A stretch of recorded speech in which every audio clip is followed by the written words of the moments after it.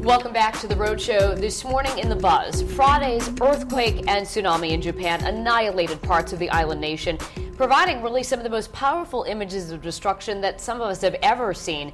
It's also been raising concerns for parents and how to talk to their children about what they are seeing on television and on the computer. The images could cause unnecessary anxiety for young eyes. Kids may lack perspective on where it happened relative to where they live. And while each child is different, we spoke with a Bradley Hospital child psychiatrist who says you really can't keep kids from hearing about the tsunami because, of course, they'll hear what's going on from other kids in school as well as with parent conversations. But she does suggest trying to limit what they see. Take a look.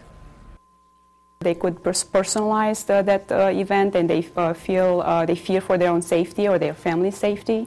Children may have some misconceptions or misunderstanding of the events. So by talking with the parent about it, those could be corrected.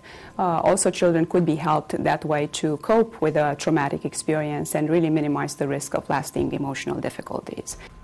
The doctor also says it's very important to try and limit exposure for young kids. And for children who are about 8 years or older, it's best to try and put the news in context for them. So I don't know about your children, Patrick. Have they been reacting? Have they seen any of the images at all? No, not as far as I know. I remember when it happened on Friday morning, we were here at the station. And we woke up to it, and right away when we read about it on the news for about a minute, and my family's not up at 5 a.m. watching the news, but I texted my wife right away and said, whatever you do, do not turn the TV on this morning with the kids, because this video that's coming out of Japan is devastating. And since then, my kids haven't asked about it, they haven't talked about it, and I don't want them to talk about it, I don't want them to see it. My kids don't watch the news. They don't see their daddy on TV anymore. They used to watch me when I did sports, but now, and they watch this show. But, right, and I agree with limiting exposure, absolutely. However, I do think in some ways it's important for them to see some of it.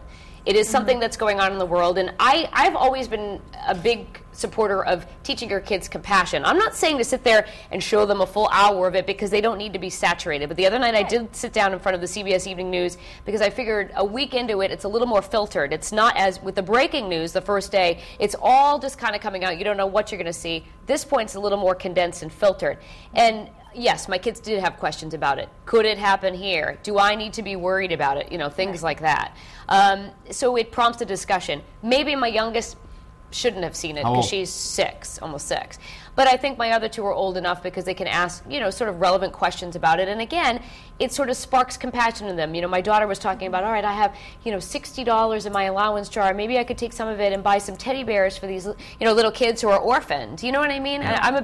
I really feel that you need to teach some lessons of compassion when things like this happen. I think it's good to expose them because, like you said, these are real life events and things could happen like this. And I think it's good to know what's going on outside of, just where you live and, like you said, be compassionate for other people. But I also think that you need to choose when your kids are ready and when you think that they can handle things and certain exposure. And I think it's also about how you handle it and how you're talking. And I agree with you about insulating them too. You want to keep them kids as long as you can. I will just leave it say it with this. Every kid is different. My children get anxiety when they don't do their homework. So I don't want them, if they see houses floating down rivers and cars flipping over and boats being crushed by bridges, I know that it's going to affect them in a negative way. Right. But, it's up to each parent to say. But having said that, you even told me, every time I watch this, I cry. Yeah. So if it's making you do that, what do you think it's doing to your kids when they see it? I know.